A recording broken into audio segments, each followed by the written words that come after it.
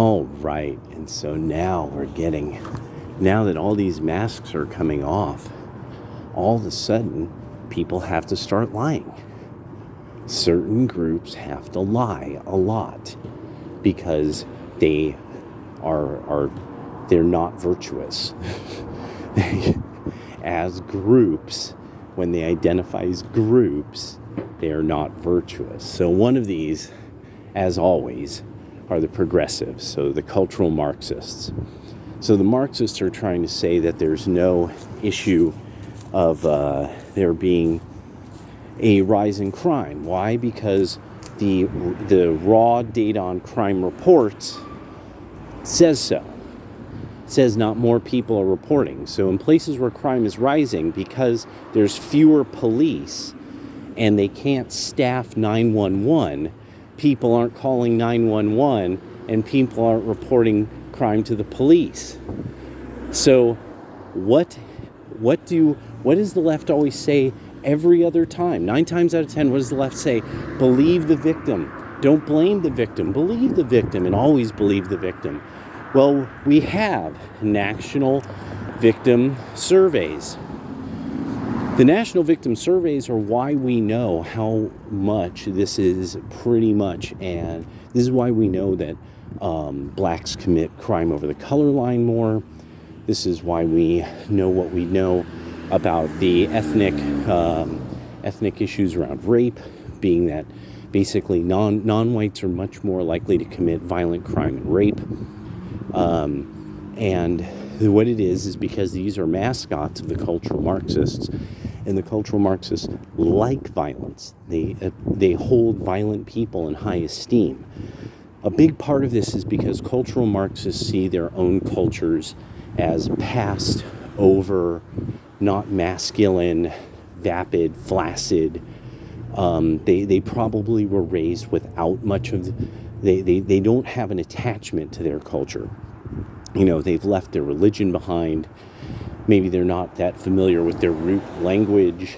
They don't return to the old country. Things like that. But that's key to the cultural Marxists is they want to replace, because their culture has failed them in some way as far as identity.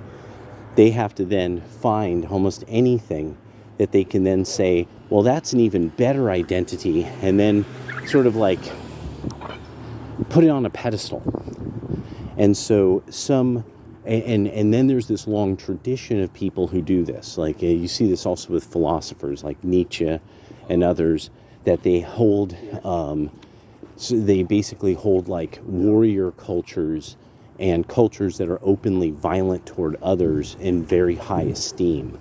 Like at the time the Japanese or the Islamic world, which had been pretty much the Ottomans and the increasingly the Imperial Japanese.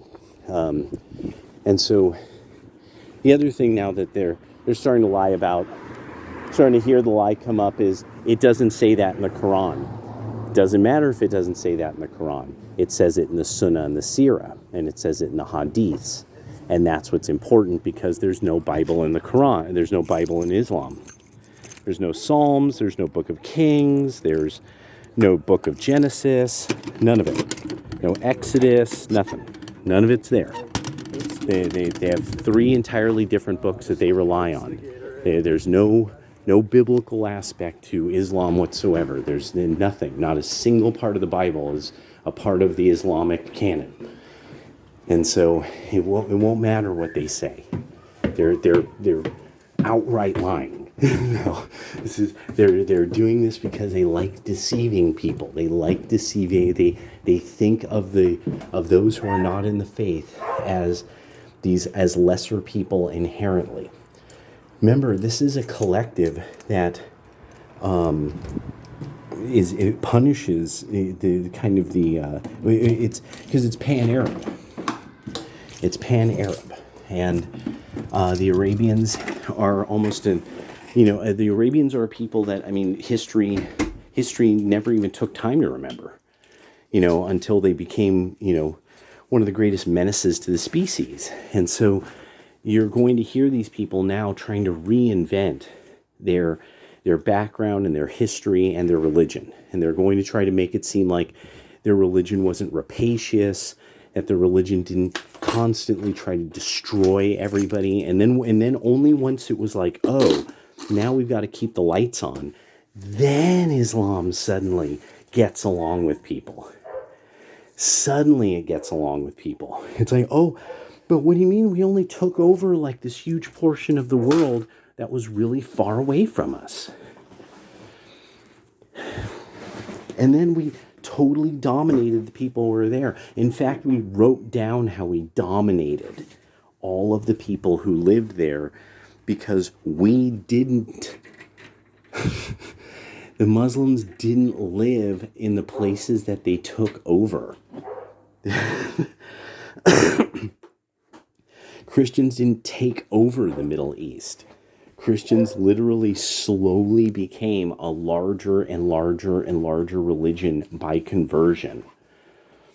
And yeah, that's like one of the ones that really a lot of people want to try to douse that one in urine. And it's like, no, actually, everything about the Christian, I mean, even detractors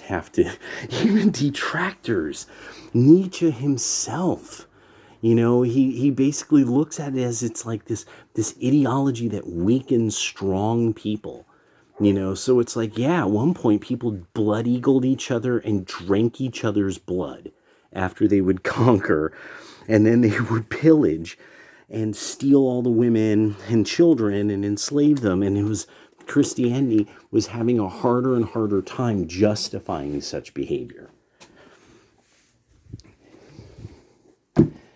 And then when you find out, like, oh, so what was the deal with the Crusades? Oh, no, really? A bunch of people who weren't from there, they were from Arabia, took over everything and totally dominated everybody. And it came up, and what it looks like is there's very, very, I mean, people say there's little evidence for Jesus. No, there's very little evidence for almost any claim about Muhammad. Almost any claim. And then when you find out, like, what does it say in the Quran? Like, how did the world begin? Where does the sun go at night? Who's this guy with horns on his head who went to the end of the world and saw where the sun set? And why is he in the Quran? No, a dude with horns on his head has multiple stories in the Quran that tell you, like, about the nun fish. Anybody ever hear about the nun fish in the Bible? No, you didn't hear about the nun fish because there is no nun fish in the Bible. The world isn't on the back of a fish. It's just really, there's all these weird things that it's like, this isn't from the biblical tradition at all. And so now it's really this issue of like, no, now you're starting to hear Muslims trying desperately to make it like, no, we're totally fucking cool people. You never have to worry when we're around. You don't have to look out for your shit. And so it's like, no, obviously, this is obviously not true. You're these horribly violent people, so violent that Buddhists won't have anything to do with you for centuries at a time. For centuries at a time, they're like, no, we don't teach them the Dharma. So just so people get an understanding, just what now, because now the left and Islam has to figure out what to do, because there isn't some great amount of industry soaking these people up in the Western world. And so a lot of these people are starting to figure out, like, wait a second. Most of the functionals in the Western world, like, aren't about what we're about. Most of the people who are functional aren't about us and the fucking problems we cause. Us cultural Marxists and us Muslims. The problems we cause in the Western world. And it really is also at a certain point that it's like, it just gets old with people trying to make all these claims. Oh, no, Islam did this and Islam did that, and it's like, no, it just really, we've taken now years of just people doing all sorts of research, and it's like, and to the point where the Islamic world doesn't know what to do now about all the Christians that are very aware of all the holes in the Islamic story. Christianity isn't the same in this regard because of this. Christianity will admit when things were written. You actually have to find people that they're just ignoramuses, that they don't know much. Islamic scholars have to say the Quran is written in heaven, that there's a version of it in heaven, and it is exactly the same on earth, and all Qurans are exactly the same. And none of that's true. I mean, not even remotely, never has been true, never has been remotely true. The whole issue of the Qurans is this amazingly fucked up issue that these people get violent over. They will instantaneously start beating you up when you expose. No, there's bunches of versions of the Quran. You can buy them right now across the Islamic world. And they hate that. They hate when you point out, like, no, actually, you guys don't have a full version of the Quran until almost like the year 1000 something. Like almost 600 to 700 years after Muhammad dies, you finally have a full version of the Quran. This is not that, you guys want to say this is a long time ago, and no, it's not. That's 700 Anno Domini, not BC, so this is like, no, it doesn't work that way. But I just really am enjoying now that it's like the all these people who hate the West are now having to like be like, no, but you see, you guys don't really understand because you don't have like a brain enough, and we brain more than you do, yeah, you brain other people because you're violent and a virtuous people who like lying and like deceiving, and like intimidating people. So you terrorize the species. All right, later.